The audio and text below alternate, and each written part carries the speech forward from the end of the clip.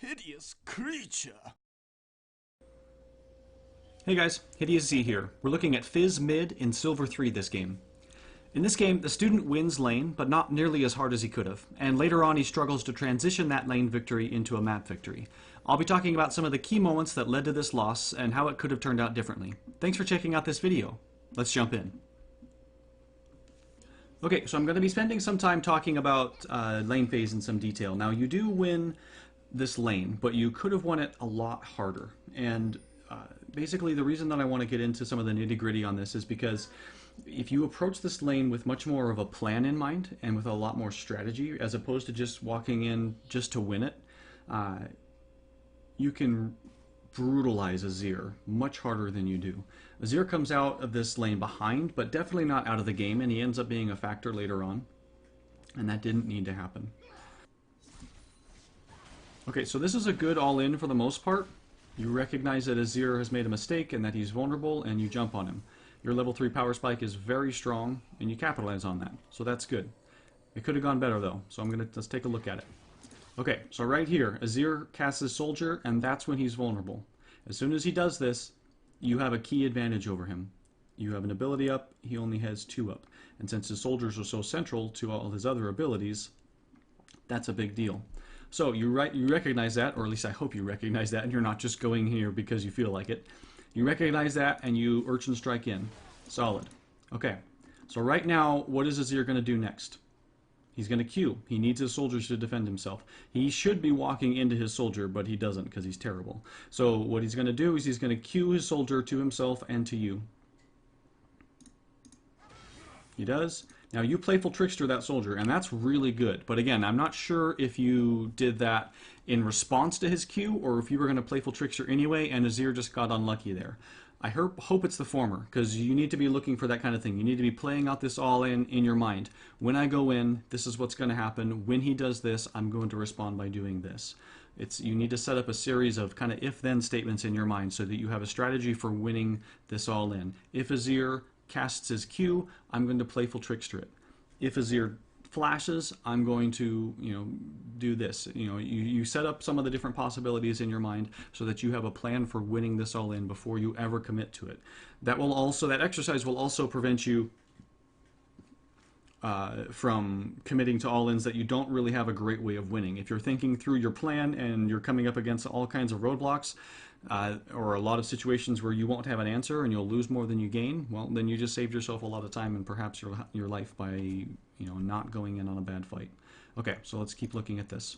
So you Playful Trickster the Q, you come down, and now Azir realizes that he's in a lot of trouble, and this is kind of where coming down from your Playful Trickster is where this could have gone better. So you end up burning Ignite and wasting some time. And it's a little thing, but it's the little things that end up tripping you up and stacking up into big things down the road. So I'm going to back this up, and we're going to look at it again. Okay, so there you Playful Trickster. Right now, what is Azir? I mean, you know that you win this, right? There's no way that Azir wins this. He's dead. You're going to do your Playful Trickster damage. Like, the best thing for Azir to do right now would be to flash out immediately before your Playful Trickster lands. And even then, he's probably still dead.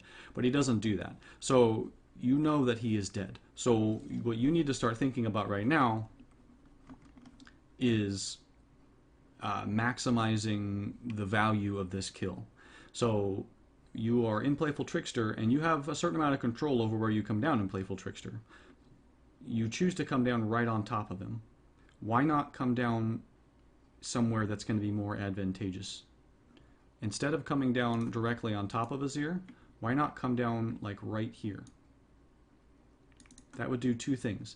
That prevents Azir, or it doesn't prevent Azir, but if Azir wants to go to his turret, he has to go through you. It also means the same thing if he wants to try to run for the brush. But instead of doing that, you come down and Azir is already walking that way. So, I mean, I guess if you're coming down right now,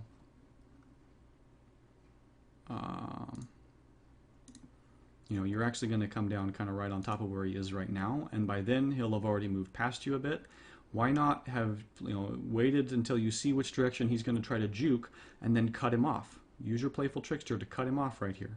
You'll still get the damage because Playful Trickster's AoE range, and then you don't end up having to burn Ignite.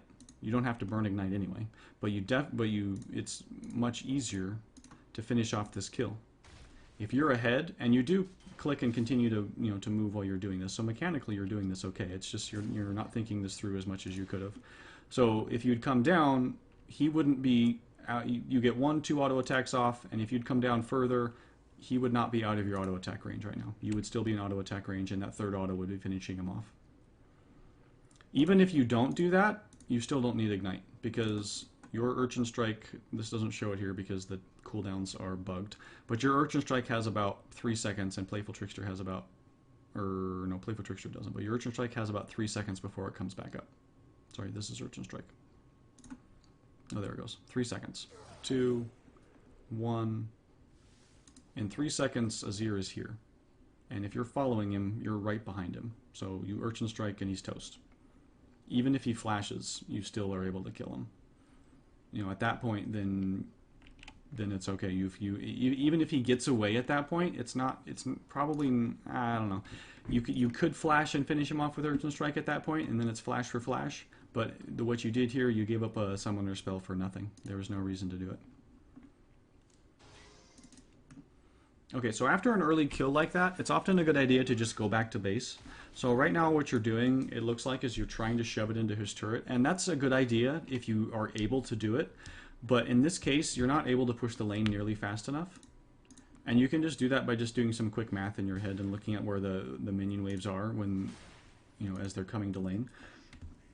So right now you've got 1-2 minions here, or 3 minions, and he's got 5. So if you were to clear out maybe one of these melees, this lane would be sitting right here for you when you came back. Because you can check, and here's the wave, this wave is coming, and this wave is coming. So even if you were able to blitz through all these minions, that still wouldn't push the lane. It would meet the oncoming wave right about here, and then it actually is kind of just waiting for Azir to get back in a nice position. So there's no way for you to actually shove this into his turret and make it eat his CS. So instead what you want to do is just kind of have it sitting here waiting for you when you come back. So kill 1 or 2 of these so that it just stays in place, so that he has a slight minion numbers advantage on his side, so that it's not going to your minions are going to arrive earlier, and so the reinforcements getting here faster and starting to kill these ones isn't going to overwhelm these guys. If you were to make it even numbers, if you were to kill these 2 and then 1 of these and maybe half of another one or something, that would kind of even things out with your minions and what their health is. So if it was even and this wave came up and it gets here sooner and starts fighting, in the time that it takes for the extra time it takes for this wave to get all the way through the lane and start fighting, your minions have created an advantage and they start pushing. So you don't want that, because you want the wave to be sitting here for you to come back. So instead you make sure that they have 1 or 2 minions sitting here, or 1 or 2 minions more than your wave, I guess, and that way it's just waiting for you to come back. It's stacked up into a nice big wave for you to clear with Playful Trickster or whatever, and you have time to go back and buy a second Doran's Ring. And that's all you need to keep crushing this lane. You can go back and buy a second Doran's, a couple of potions, and a pink ward. And you come back and you have a decisive advantage over Azir. Because of what you end up doing instead, where you just kind of keep CSing here for a while, and there's no way for you to actually shove this into his turret, by the time you actually clear this next wave, Azir has come back, and he gets back in time to catch most of this CS. At least in theory. And then you leave. Oh, and a little thing here. Why do you ward here? What is this gonna do? You're leaving. So why ward, dude? You're like, what? This doesn't make any sense. Don't do this. By the time you get back, this is gonna be almost gone. This thing is gonna last for... it's not gonna tell me how long it's gonna last. It's not... They don't last very long early game. So that we'll look and see how much life that ward has when you actually get back to lane. But you end up giving Azir a chance to just kind of sit around and to stay in lane and establish control here. And he's able to freely last hit for a while. He doesn't have to worry about you pressuring him. He's pretty much good to go. And then he decides to roam for some reason. This is a mistake on his part, by the way. If he doesn't do this, then he's able to actually shove this into your turret, and you end up giving up a lot of the advantage that you tried to gain by shoving it into his turret. So he doesn't play it right either, but that doesn't make it not your mistake. So yeah, this ward had about a third of its life left by the time he got back. So that's a pretty significant waste of effort there. Instead, you wanted to wait till you got back to lane and clear this wave and then ward.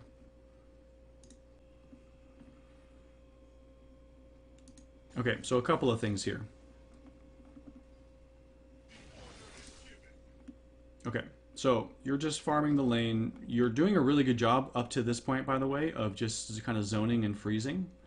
The thing you could be doing maybe a bit better is staying out of your wave. Not by much, you don't need to be standing super far away, but you want to make Azir make a choice between farming and harassing you.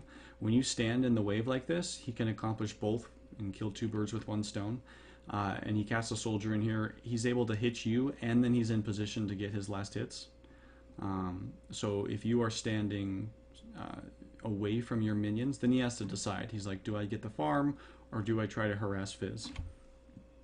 Okay, so right now, you need to be watching your XP bar like a hawk. You need to know basically, because you're close to 6, you know that you are ahead of him because you have a kill, so you know you're going to hit 6 first. And you need to be waiting for that moment, because the second you hit 6, you win immediately. If he hits 6, he has a counter to your ult, or to your all-in anyway, not to your ult. But if he hits 6, then he can Emperor's Divide you, and you have to wait to use Playful Trickster until the Emperor's Divide so that you can dodge it, and it makes your all-in just trickier. And so you want to get this level 6 advantage over him before he hits 6. So you're waiting for that. You know it's coming. You give him this chance to get some free damage off on you, which is unfortunate. And right there it is. You're level 6. He is dead right now. You need to be hitting Control R to level up your ult without using your mouse. And you need to go in immediately. Playful Trickster, Urchin Strike, ult, kill him. Finish him off. He is dead right now. There's nothing he can do about it. Like, worst or best case scenario for him, he flashes away and survives somehow. But since you have flash too, he doesn't have the space to run to get to safety. He just used his abilities here. He can't do anything. He should be dead right now. And it seems like you sort of sense that, but you don't really go for it. And I don't know why. There's a couple of times here where, actually coming up here, where you're just the way you decide to go all in and how you go about using your abilities is odd. So you missed that chance for an all in there. Oh, and then randomly you decide to start shoving, and I don't know why you start shoving. Right now, two things with Azir, so with this matchup. So Azir wants to do what?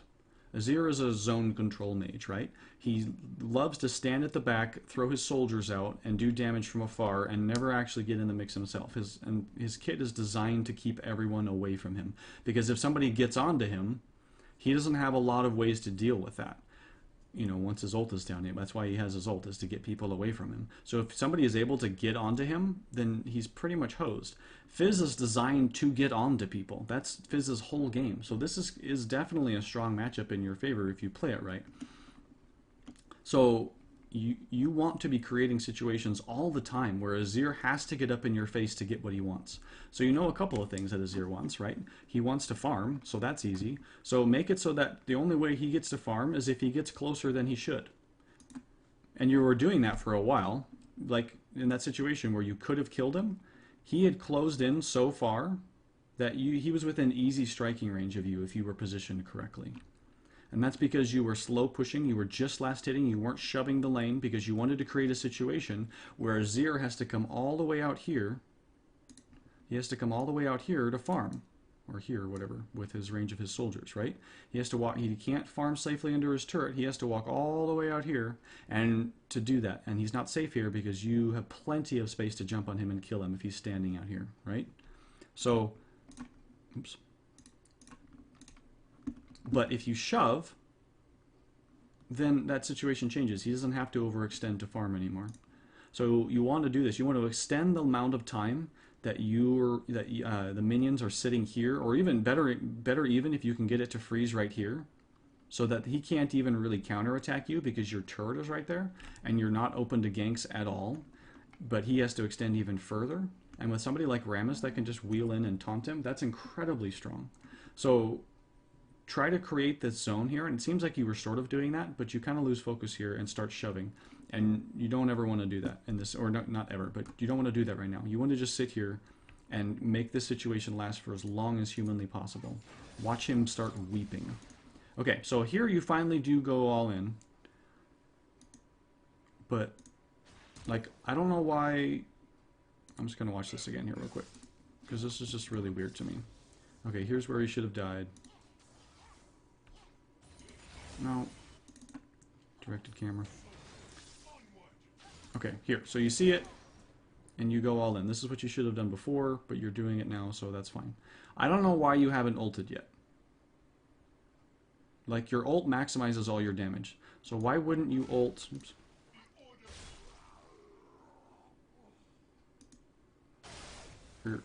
Or wait, no, your ult doesn't... Does it amplify your damage anymore? I'm not up to speed on Fizz.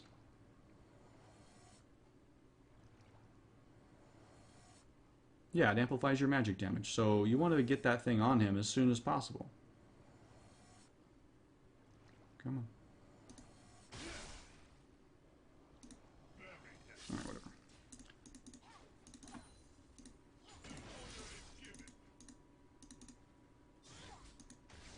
Okay.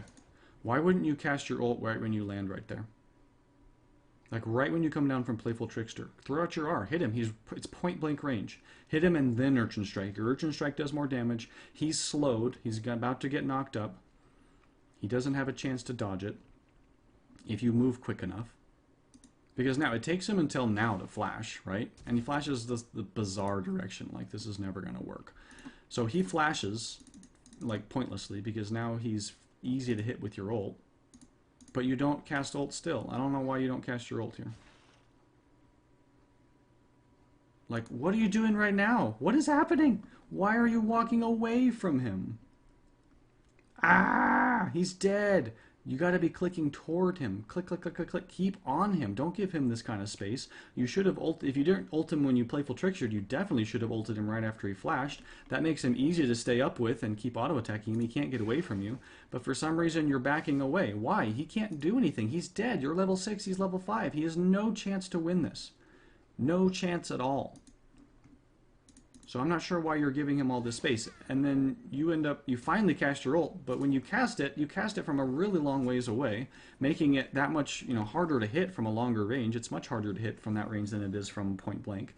So you increase your chances of missing it, and then you have to burn your flash to finish the kill off. And by the time all that happens, his cooldowns will come back up and he's able to get some damage on you. So I mean, you get the kill, and you do recognize the fact that you're stronger than him, and that's good, but I hope you see how it could have been a million times better. If you Playful Trickster and ult and then Urchin Strike, that's doing a lot more damage. He has no opportunity to run away from your auto attacks, and you kill him without needing to do any of those shenanigans. And you you finish it off with way more health too, because his cooldowns are still off by the time he's dead. And so you have half health or so, and you're able to continue pushing the lane. Or you're able to roam top because Renekton is shoved. So Fizz definitely does have a strong roam game, but the couple of roams you choose here are really odd. So let's look at this. You decide to roam top for some reason. I'm honestly not sure why you decide to roam right now. Like, Azir has a pretty good position on this lane. He can punish you pretty easily if you leave, because he can shove this very quickly. So you're kind of risking that. You haven't done your work of clearing the lane and making sure that you have a few seconds of free time to roam. And then this is really iffy. Like, this could definitely go either way at this point. Olaf is okay, and right now he's kind of shoving.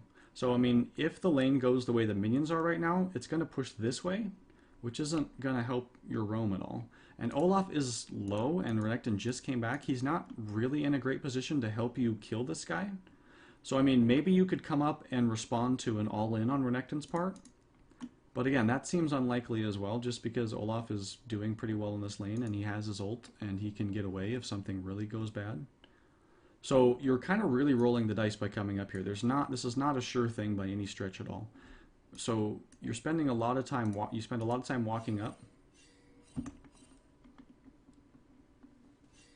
And again, I just want to check in with Azir here, because Azir is terrible. Like, the second you leave lane, or maybe not the second you leave lane. Actually, yeah, the second you leave lane, he wants to start shoving, because he wants to make sure that you do not have an opportunity to roam, and if you ever do, he's going to punish you. So unless he's set up so where he can just freeze it, which he's not at all, so he didn't have an opportunity to freeze the lane, so he needs to start shoving immediately, and he doesn't. So he misses an opportunity to really punish you here as much as you could have been punished. Okay, so you're still walking top. You've spent about 10-15 seconds doing this right now. And I want you to point out again here, you do get this kill on Renekton. The only reason you get this kill on Renekton is because Renekton is garbage. Like, this is the dumbest decision I can even think of right now. I don't know why he decides to do this. He walks right up to you and lets you kill him. So this is what I like to call a garbage kill. It's a kill that you get, yeah, but the only reason you got it is because your opponent is terrible. It wasn't because you made a good decision. It wasn't because you outplayed anybody. It's because this guy walked up to you and said, here, have 300 gold, please. It's your birthday. So this is a garbage kill. Renekton, he should never have put himself in a position to let you kill him like that. So aside from that, this would have been a totally wasted roam. And that's what makes it a mistake. That should not have happened, and so you shouldn't have banked on it happening. And so you shouldn't have come up here at all. By the time you got up here, Renekton should have just said, okay, I'm backing off because Fizz is roaming and he's fed right now, so I'm not going to do that. And even though Azir hasn't been pushing very hard, the wave has naturally pushed into your turret, and so you're losing CS. So you end up giving up more than you gain, or you should have given up more than you gain. Renekton saved your bacon by being an idiot, so you can send him a thank you letter here after this video. Okay, so we have another sort of questionable roaming situation here. So if you wanted to roam right now, let's look at the map. Let's see what the situation is. If you want to roam right now, where and when should you roam? You've got a minion wave pushing up here, which means there's a mirrored wave pushing here. It's not a cannon wave though, so you'll have an advantage there if you're able to clear this one out. If you Playful Trickster and just clear this immediately, it is going to crash into this turret. Unless Azir tanks it, I guess. So you could like follow it up a little bit just to ensure that he doesn't do that. But he has to tank it, and then the lane's going to reset. So you'll have at least, a certain amount of time before Azir is able to actually threaten your objective or anything of that nature. Dragon is up. Rammus is on this side of the map. He's doing his red buff. He's going to be done in a few seconds. And they are pushing into the turret. Okay, so you know what's about to happen here, right? They're going to be pushing into the turret. They're ahead. The turret is low. They're going to be sticking around in all likelihood. They're either going to stick around and take this, or they're going to roam up for dragon. And you'll be able to see if they roam up for dragon because there's wards. So this is where they're going to be a few seconds into the future. You know what you can do in this lane in a few seconds in the future. You need to clear this and go now. Go now. If you go now, you'll be able to get there before they take this turret. Rammus will be there. These guys will be there. They will be able to help you. You'll have a 4-on-2. And you'll probably be able to win this and slow Lucian's roll. Instead, you kind of keep slow pushing this. You're not really realizing what's happening. And now you decide to roam. But it's too late now. The turret's already down. Rammus has moved up. These guys are committed to taking the Krugs, and Vayne is really low. So, I mean, that's literally all it took, was those few seconds for that to become, maybe you could still roam, and maybe you could still get these guys, but it's too late to really capitalize on it when they had something else that they were distracted with. Okay, so then you kind of half commit to the roam, and then you kind of decide not to, and you go back up into lane.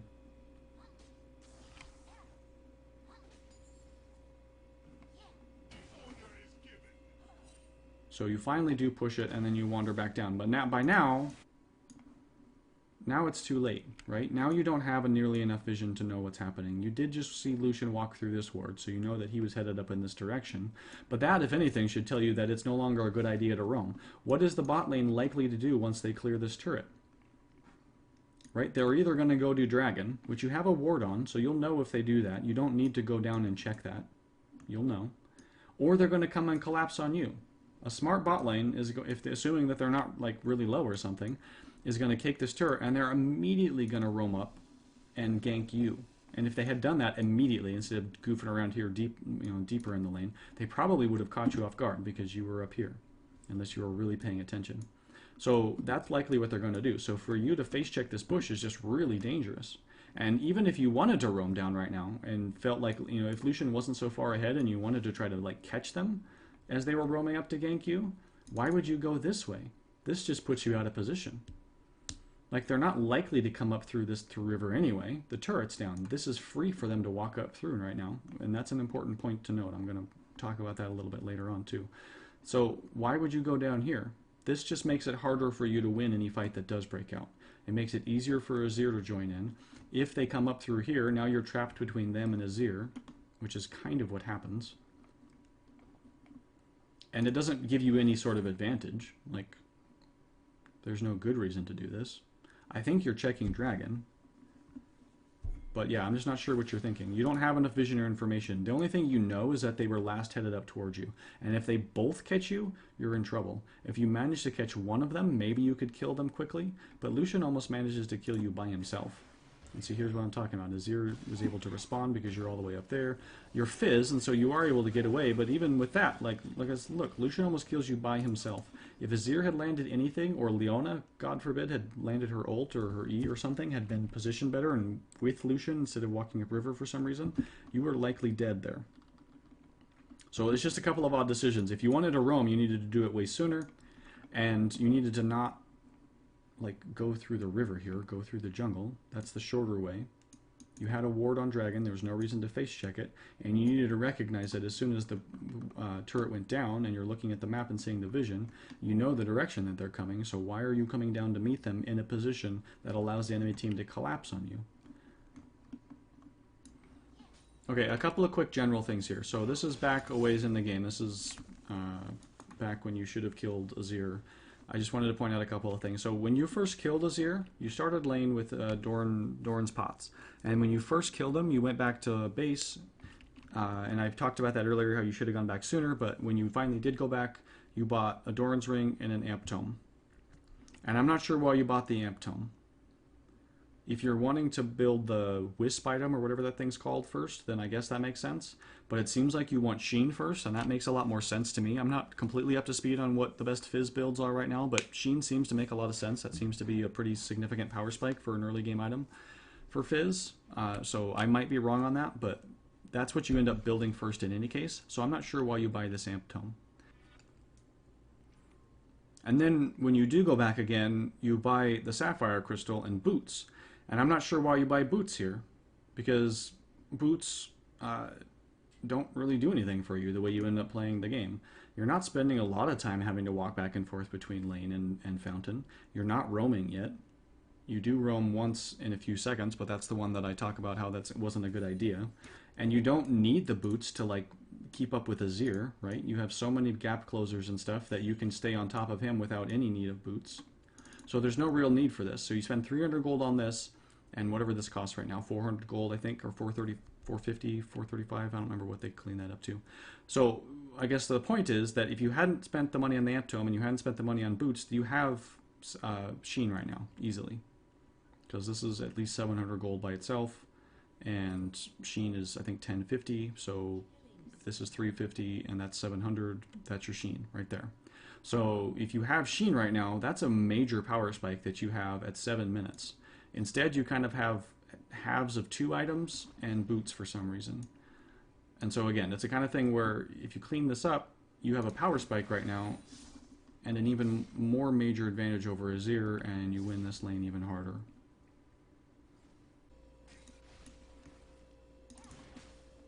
Okay, so jumping back to 13 minutes or so. So like I said, Lucian and Leona are just running rampant through your jungle, and so is Azir, and so is Warwick. The reason they're able to do that is because this turret is down. As soon as this turret goes down, that opens up this lane. Because they can walk through here and up to here. As soon as this turret goes down, it opens up this lane. Right? Because now they can come on here and gank you from here, and they don't have to worry about, you know, this turret killing them when they do that. As soon as this turret goes down, that opens up this entire chunk of the map. You know, and as each different objective falls, it adjusts. So the reason I point that out right now is because you need to adjust your warding strategy. What good is this ward doing you? Who is this going to stop? Is this where the gank is going to come from? Through here? No, it's not going to come through here. They're not going to walk all the way down through river and then run up into here. They're going to come through Tribush, and they're going to come right up and through here. And this ward is going to give you zero vision of that. So that you're just not recognizing that the map has changed and that your strategy needs to adjust to compensate. As soon as this thing goes down, you need to react. Your wards need to start becoming more defensive. You need to throw a ward in here instead, or here at the at least.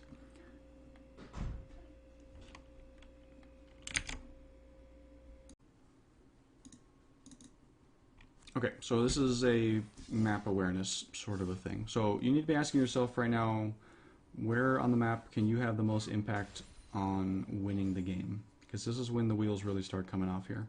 So right now you're in mid lane, but I don't know why you're in mid lane. You just tried to all in Azir and it didn't really work. You had to burn all of your stuff and you just barely got away. You can't take this turret because of Azir. You can't kill Azir because of the turret.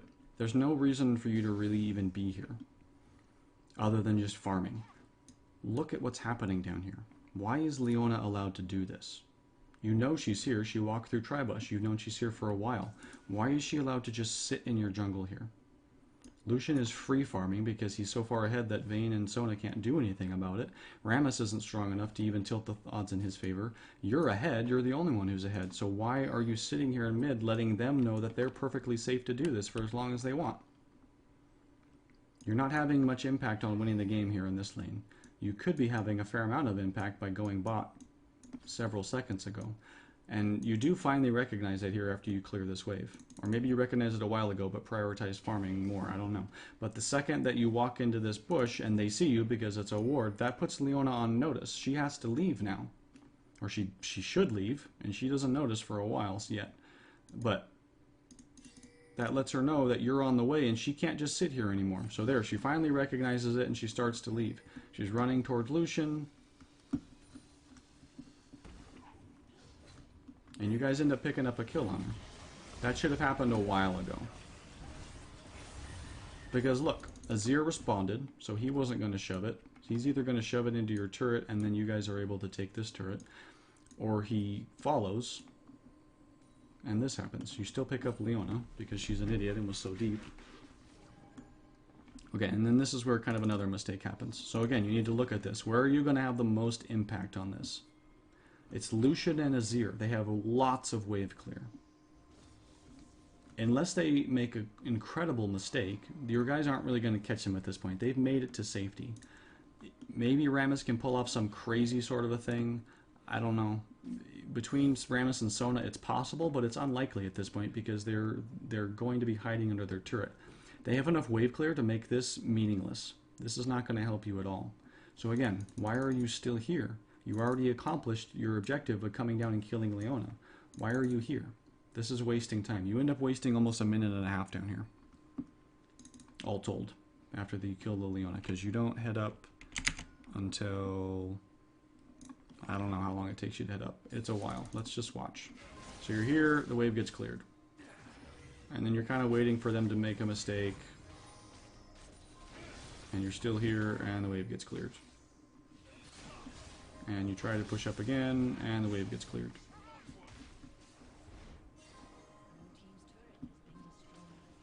And you're still here, and you're still here. I don't know what you're doing. Okay, and you finally decide to go back, but now you can't go back because they pushed up. And you're still here, and you're still here. Okay, and now you finally decide to leave because this is a waste of time. You came down here at 15:10. and killed Leona at like 15:15 or 15:20. So you've been down here for a minute and a half. And you gained what? You gained nothing. You didn't get any meaningful CS even. And they were able to just wave clear you away. And that whole time, top was getting hammered. So you guys lost top turret and gave up a kill, which evens out the Leona kill. And so they come out ahead of that whole thing because of this. Wow! As soon as Leona goes down, you need to look at that situation and realize that's probably all you're going to be able to get out of this, because you're not going to be able to pressure this turret hard enough. Immediately go back top, or mid, I mean, because let's go back and look at this again. So as soon as Leona goes down, okay, here we are. Leona goes down at 15:20. Lucian is here, but you're not going to be able to catch him. And you see Azir here in a couple of seconds because he walks into lane. Okay, as soon as you see Azir, you need to go to yourself, okay, we can't take this anymore because they have really good wave clear between the two of them. And as long as Azir is here, this turret is safe and we can't kill them because we're not strong enough to turret dive. Okay, what could change the situation? You four cannot take this turret versus these two. However, I bet that Sona, Rammus, and Vayne could probably take this turret versus just Lucian. Why would it just be Lucian? Well, what if Azir suddenly had to go back mid to defend his turret because you realized what was happening and you immediately went back to shove this? Like, either he sticks around and the same thing happens that ends up happening, these guys just dance around and they get wave cleared on and stuff, and you get mid for free, or you go mid and Azir has to respond, and then you're back shoving against Azir, which is the whole wave clear and roam thing. You're shoving to force him to come back mid. And I bet these guys are able to take this turret versus just Lucian. Or they're at least able to make a lot more progress than you guys do here in the time that it takes. And then if you roam mid, you're able to see this happening and respond to this if necessary. Like, you could take the mid turret if Azir doesn't respond and then go top. Or if Azir does respond, you shove him in and then you roam top to help Olaf out. Right? So instead of spending a minute and a half dancing around here accomplishing nothing, you've impacted the map. You've forced Azir to move, or you've taken a turret. Or you've saved top turret and helped Olaf and prevented this whole shenanigans from happening. So you tunnel in on this and you're not recognizing what's going on around you and where you could have been having a lot more impact. Okay, jumping forward a bit here, there's a couple of team fights that happen in these next few minutes that would end up losing you the game. So up till this point, you guys are doing all right. They are winning overall because they have turret advantage and they're doing better with vision control, and that's reflected in the gold score. You guys are up in kills and you're definitely still very strong enough to swing things in your favor, but a couple of poor team fight decisions here end up sealing the deal for them.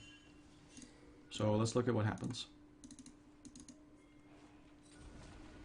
So you guys are kind of dancing around Dragon. There's a Dragon dance, nothing's really happening. So then you make a good decision here. You're like, okay, so we're just stalling, and they don't really need me to stall, so I'm going to go push mid. And that's going to make something happen. And that's good. So you go mid, Vayne and Sona decide that's also a good idea, and you guys take this. Okay. Why do you turn around and come back here? Like, if they take Dragon right now, that is not even a little bit worth losing their inner turret for. So getting this turret could get you guys right back in the game.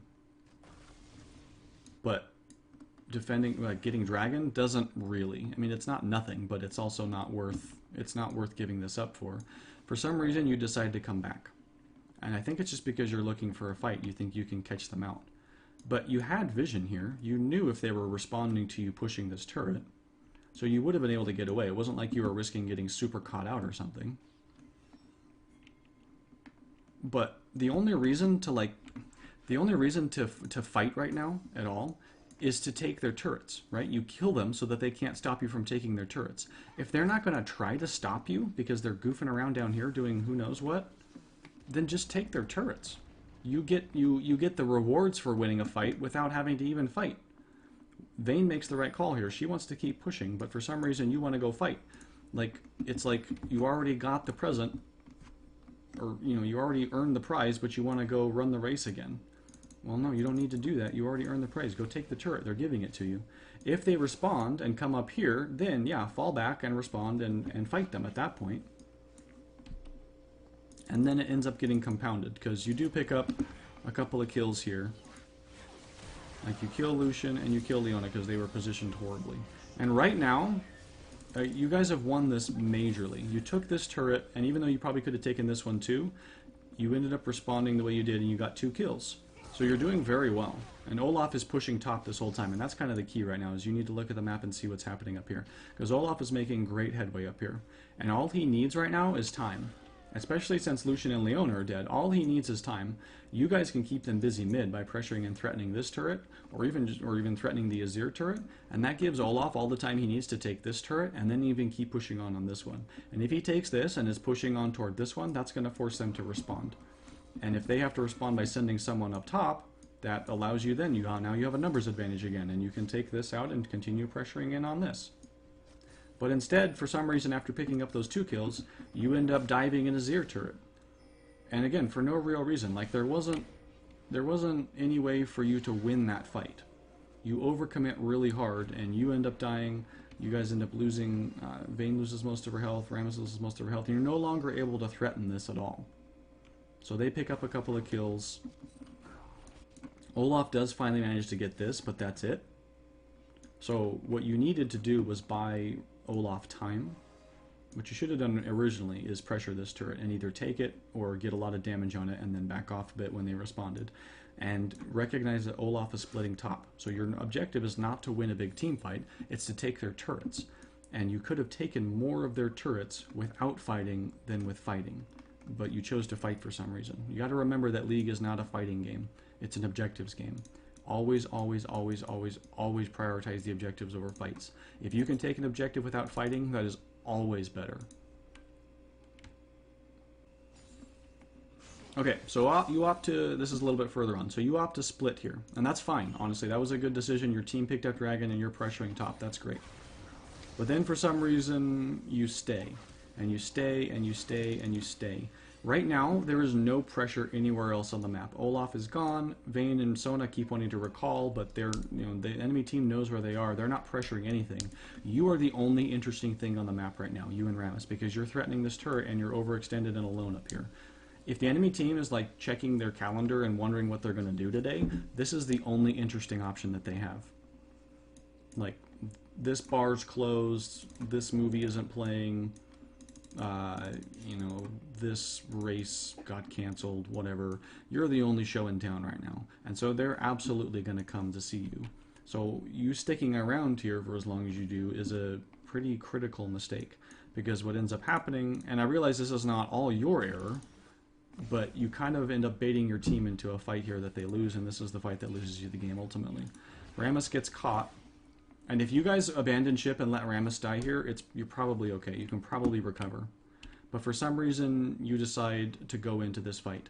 This team loves tight corridors. They have a Azir ult, they have Lucian ult, they have Leona ult, which I guess she did already use, but anyway, they love tight corridors. Look at this. Everything is lined up perfectly. You get obliterated by their AoE combo here. You guys don't mind tight corridors either. You have some good AoE ults and stuff. But they have so much better setup for this fight because they were all chasing you into the corridor and you guys were scattered, so they were ready to go and you guys were kind of on different pages. Do we go in? Do we not go in? We want to go back. We don't want to go back. I got caught. You guys are all over the place. They're focused. They're chasing. They're in kill mode. You guys don't know if you're in kill mode or fight mode or recall mode or what you are. So your team's not on the same page. They are. They have better vision control of this area. It's their jungle, so they're going to have an advantage there because you're further from safety. And just, it was just a bad idea in the first place. So if you just let Rammus die, maybe it's okay, but you don't do that. You dive in at half health, you get obliterated, then your team kind of gets baited into following you, and you get aced. And that's the fight that really does it. Because after this, it's kind of just a slow slide into death. So, thanks for the chance to look at this game. I hope some of this is helpful. I look forward to maybe working with you again down the road when you've had a chance to maybe implement some of this stuff. And best of luck on the Rift.